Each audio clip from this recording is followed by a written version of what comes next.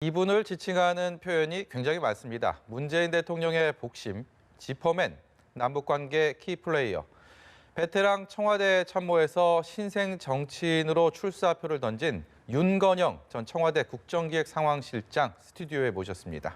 안녕하세요. 안녕하세요.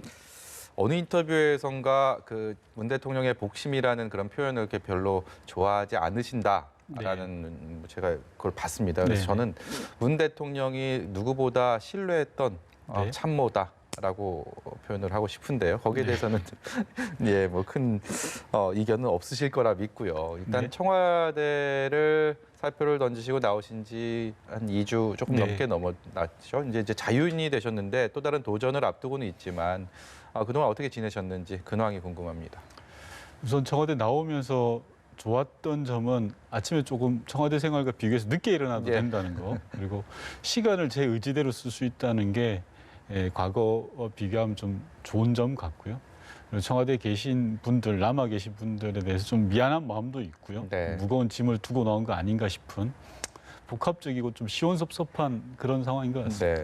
과거 노무현 정부에서도 청와대 생활을 하셨죠. 정무기획비서관을 하시고 이제 문재인 정부에서도 국정기획상황실장을 하셨습니다. 이제 청와대 근무를 하셨고 이제 여의도 정치, 현실 정치에는 경험은 아직 없으신데 지금 이제 출사표를 던지시지 않았습니까? 이제 지역이 어디다 뭐 이런 구체적인 것까지는 아니지만 적어도 이제 마음을 굳히셨는데 각 당이 지금 총선 준비를 하느라고 굉장히 분주합니다. 여당이든 야당이든 이런 현실 정치를 청와대가 아닌 곳에서 또 실제 준비하는 상황에서 보시니까 좀 어떠신가요? 아직 제대로 실감을 난다라고 말씀드리기는 좀 어려울 것 같고요. 다만 야당이 요즘 보수 통합을 주로 이야기하지 않았습니까? 제 입장에서 보면 좀 염치가 없는 건 아닌가라는 생각이 듭니다.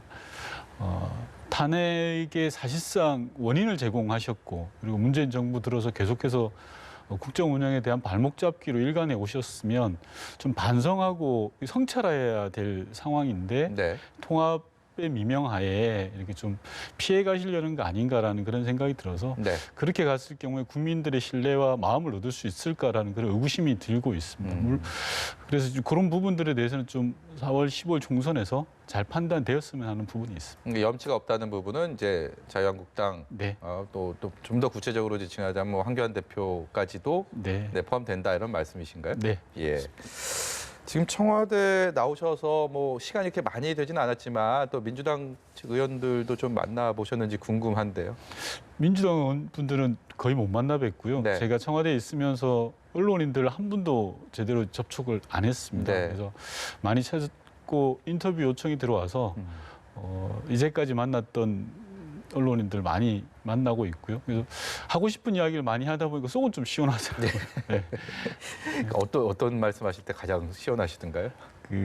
문재인 정부가 잘못한 것도 분명히 있습니다. 잘못한 것에 대한 비판은 성찰하고 수용해야 된다고 생각합니다. 근데 이제 잘한 것들, 저희 문재인 정부가 애지중지 정책을 갖고 왔던 부분들에 대해서 제대로 평가 못 받는 부분들이 있습니다. 그래서 그런 부분들에 대해서 말을 할 수 있게 되었다는 게 저로서는 큰 의미가 있는 부분인 것 같습니다. 지난해 연말에요.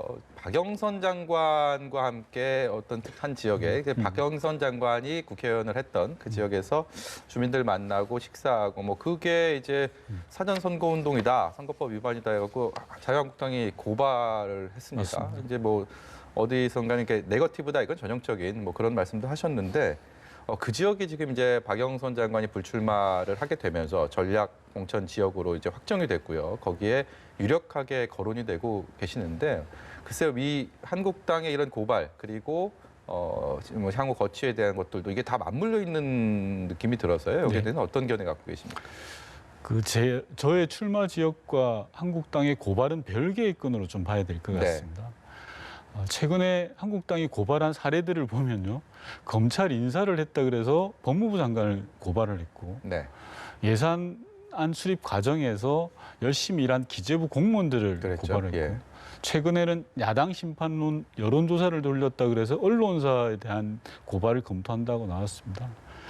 이 고발을 무기화한다라고 저는 표현을 했는데요. 자신이 없는 부분, 그리고 좀 흔들어 보려고 하는 부분들에 있어서는 고발을 수단으로 사용하고 있다고 생각합니다. 그래서 좀 전형적인 네거티브 정치, 구태 정치다라는 말씀을 드리고요.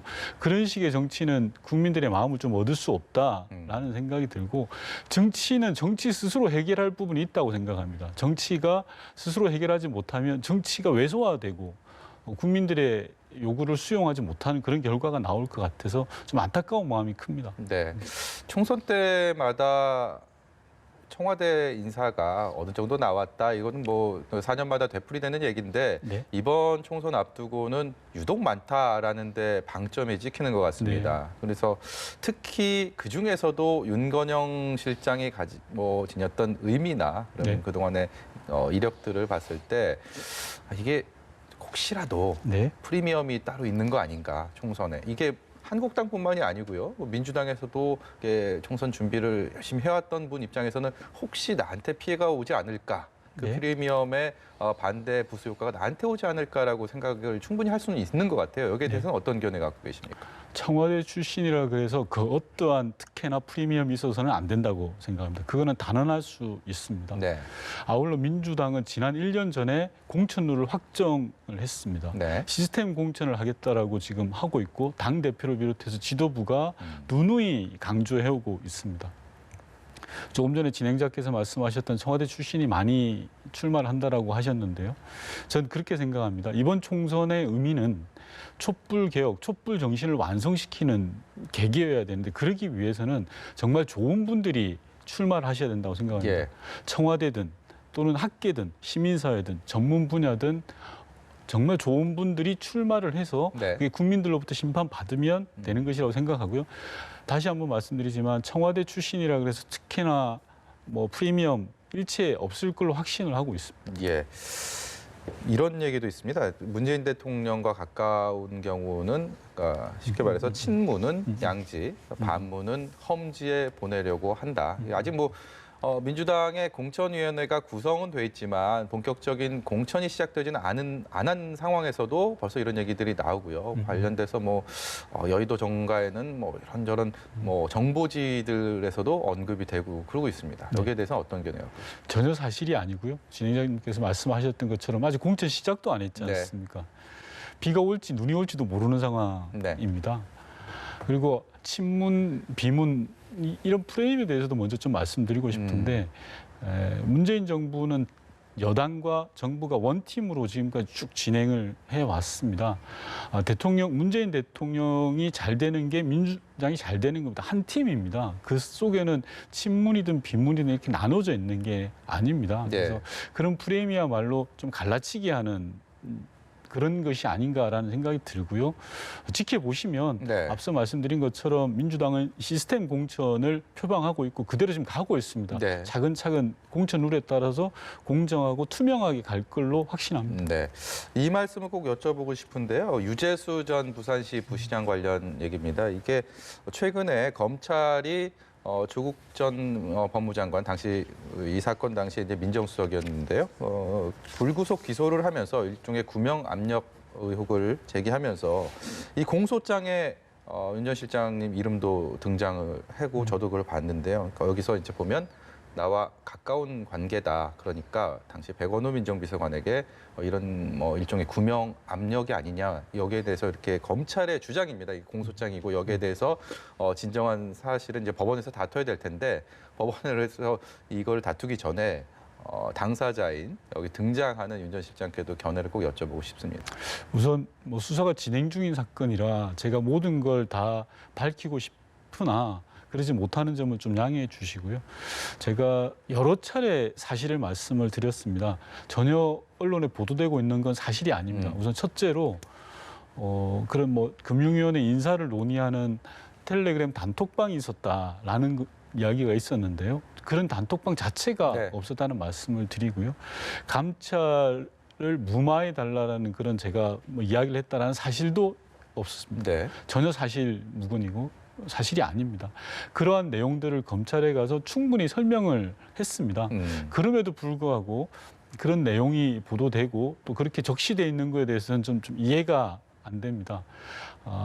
뭔가가 있을 것 듯한 또는 뭐 불법적인 행위가 있었을 걸로 보여지듯이 그림을 그려놓은 거지 않습니까? 네. 좀 전형적인 망신주기가 아닌가 생각을 하고요. 굉장한 유감을 좀 표하고 싶습니다. 예. 아울러 지난 수개월 동안 참고인 조사라든지 저를 비롯해서 많은 사람들이 검찰에 가서 충분히 설명을 했습니다. 그럼에도 그런 설명된 내용들이 나오는 게 아니라 좀 일방의 주장만 담겨 있는 걸로 나온 걸로 보여지고요. 앞서 진행자님께서 말씀하신 것처럼 공소장은 검찰의 주장입니다. 명백한 사실은 법원에서 가려질 걸로 확신을 합니다. 네.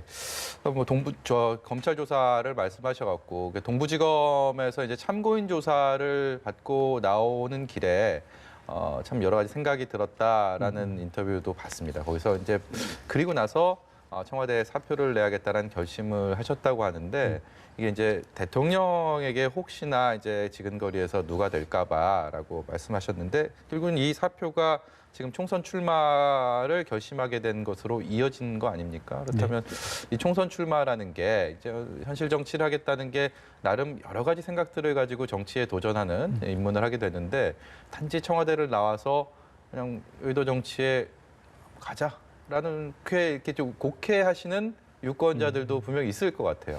이것도 이제 좀 오해가 있을 것 같은데요. 제가 청와대에 나온 이유는 세 가지입니다. 첫 번째로는 좀 청와대가 고인물이 되어서는 안 되겠다. 그래서 새로운 사람, 능력 있는 사람들이 들어오려면 저처럼 좀 오래된 사람들이 나오는 게 맞겠다라는 거고요. 두 번째는 아까 진행자께서 저를 소개할 때 복심, 측근 뭐 이런 말들 하셨지 않습니까? 언론에서 저를 그렇게 호칭하고 하는 부분들이 대통령에게 누가 되겠다. 그리고 국정 운영에 부담이 되겠다라는 생각을 했습니다. 그리고 세 번째는 앞서 제가 말씀드린 것처럼 이제는 좀 하고 싶은 이야기를 하고 가야 되겠다. 즉 정부가 잘못한 것은 비판을 수용하지만 잘한 것조차 그렇게 매도당해서는 안 되겠다. 잘한 부분들에 대해서는 이것은 잘했다라고 당당하게 이야기를 하자. 그런 취지에서 제가 청와대를 나왔고요. 앞서 말씀하신 그런 부분들은 이게 전부가 아니다라는 걸 말씀드리고 싶습니다. 조국 전 장관 사태로 우리 사회가 지난해 하반기부터 큰 홍역을 앓았고 여전히 사회가 많이 양분화되어 있는 그런 상황을 겪고 있는데요. 당시에 조 전 장관에 대한 임명이 어땠느냐라는 견해를 대통령께 이렇게 밝혔다라고 해서 이제 화제가 됐는데 시간을 되돌려도 마찬가지다라는 말씀도 하셨습니다. 그 이유가 뭡니까? 이게 결과론적으로 지금 평가할 일은 아닌 것 같습니다. 당시에 저희가 알고 있던 정보를 가지고 평가를 해보면 그럴 수밖에 없는 거 아니냐라는 말씀을 드린 거고요.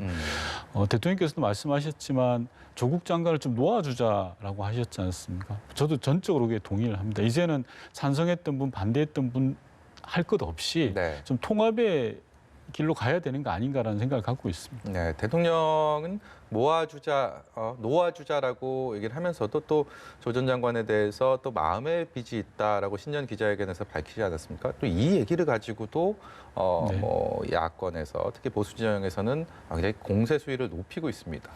좀 정치적으로 해석을 안 했으면 좋겠습니다. 있는 그대로 받아들이고요. 대통령이 조국 장관을 임명한다라고 했을 때는 왜 한쪽 편만 드냐라는 걸로 비난을 받았지 않습니까? 이제 와서는 양측이 조국 장관을 놓아주고 통합의 길로 가자라고 하면 또 그걸 또 비판을 하십니다. 그래서 있는 그대로 대통령이 이야기한 그대로를 좀 받아들여 주시면 하는 그런 바람이 있습니다.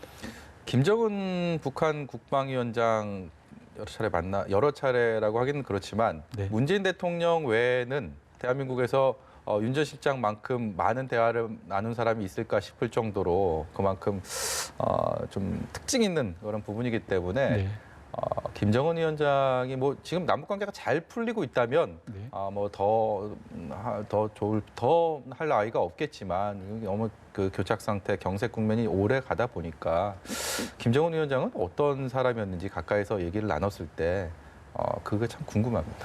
나름 실용적인 리더십을 갖추고 있다라고 생각을 합니다. 그리고 열정도 있는 지도자이고요. 실용적 리더십을 보여주는 예는 최근에 북한 내부의 실상을 전원회의 등을 통해서 다 공개를 했습니다. 북한이 어렵다. 우리 자력갱생으로 가자라는 이야기를 했습니다. 제 기억으로는 그런 취지의 지도자는 많이 없었던 것 같고요. 그리고 인사를 봐도 마찬가지고요. 그래서 제가 느낀 인상은 실용적이고 또 열정이 있다라는 정도가 될 것 같습니다. 네, 그 북한이 최근에 이제 외교 사령탑으로 오랫동안 활동해왔던 리용호 외무상 대신에 군 출신의 강경파인 리선권을 외무상으로 앉혔단 말이죠. 지금 네. 북미 대화도 안 되고 있는 상황, 남북 관계도 어려운 상황에서 이런 북한의 라인업 교체가 의미하는 특히 우리 남측에 대해서 의미하는 시사하는 바가 분명히 있다고 보이는데요. 리성권 외무상, 신임 외무상은 저도 여러 번 만났고요. 특사로 가서도 만났고 김여정 일부 부장이 왔을 때도 만났습니다. 군인 출신이고요. 네, 북한 체제에 대한 충성도가 아주 높은 사람입니다. 한마디로 말씀드리면 변화를 모색했다라고 생각합니다. 판을 좀 흔들어 보자라는 거죠. 기존에 이용호 외무상이 잘하고 있었다라면 그런 인사를 하지 않았겠죠. 네. 어쨌든 어떤 식으로든 변화를 모색해야 되겠다라는 게 이번 인사의 핵심인 것 같고요. 네. 변화의 방향이 강경한 대응이냐 아니면 대화로 갈 거냐에 대한 것들은 좀 더 추적해서 분석을 해봐야 될 부분이 있다고 생각합니다. 일단은 근데 인사만 놓고 봤을 때는 변화는 인사라는 게 변화를 위한 하나의 큰 조치이긴 하지만 리선권이라는 인물이 가지고 있는 특징을 분석해 봤을 때 좀 강경하게 가지 않겠느냐라는 게 좀 일반적인 관측 아니겠습니까? 저는 꼭 그렇게 생각하지는 않습니다. 왜냐하면 리성건 위원장, 지금은 외무상이 되었지만 지난 17년부터 남북 관계를 쭉 해왔던 사람이고요. 세 차례 남북 정상회담 과정을 직접 목도한 사람이고 네. 지금까지의 히스토리를 누구보다 잘 아는 사람입니다. 그리고 저희 김영철 라인이라고도 하죠. 그래서 김정은 위원장에게 이야기가 전해질 수 있는 그런 라인으로 생각을 합니다. 그리고 앞서 말씀드린 것처럼 변화를 모색했다라는 것 자체를 주목해야 된다고 생각합니다. 이제까지 잘하고 있으면 그냥 가는 거지 않습니까? 이제까지 잘 안 됐기 때문에 변화를 모색하는 건데 그 변화의 방향이 어딘지를 우리가 지금 미리 예단할 필요는 없다고 생각합니다. 네. 그동안 윤건현 전 실장은 노무현 전 대통령 때도 그랬고요. 그리고 지금 문재인 대통령께도 그래서 항상 지근거리에서 핵심 참모로서의 역할을 수행해 왔습니다. 네. 이제는 홀로서기를 선언했고요. 어떤 결론이 나든 간에 이제 홀로 외롭게 정치를 해야 될 텐데 네. 홀로서기를 하게 되는 지금 이 상황에서의 정치인 윤건영으로서의 포부가 있다면요. 뭐 제 개인의 포부도 중요한데 심정은 그런 것 같습니다. 활시가 당겨질 때 팽팽한 느낌이 있지 않습니까? 그런 네. 것처럼 모든 게 이제 촉들이 팽팽한 그런 상황이고요. 네. 앞서도 말씀드렸다시피 이번 총선은 촛불의 완성으로 생각합니다. 그 촛불을 완성시키는 데 있어서 제가 조금이나마 미랄이 될 수 있다면 무엇이든 한다라는 생각을 가지고 있고요. 그 과정에서 개인 정치인 윤건영으로서 할 수 있는 최대한의 것들을 해보려고 합니다. 네. 마지막에 제가 이제 좀 포부를 여쭤봤는데 결국은 이 정부의 성공을 위해서 네. 촛불 혁명을 완성하기 위해서라는 또 그런 거대 담론으로 마무리를 해주셨습니다. 부디 그 품었던 그런 뜻들 네. 앞으로도 잃지 않고 이렇게 네. 계속 이어가시길 기원하겠습니다. 고맙습니다. 예, 오늘 말씀 여기까지 듣겠습니다. 지금까지 윤건영 전 청와대 국정기획 상황실장이었습니다. 고맙습니다. 고맙습니다.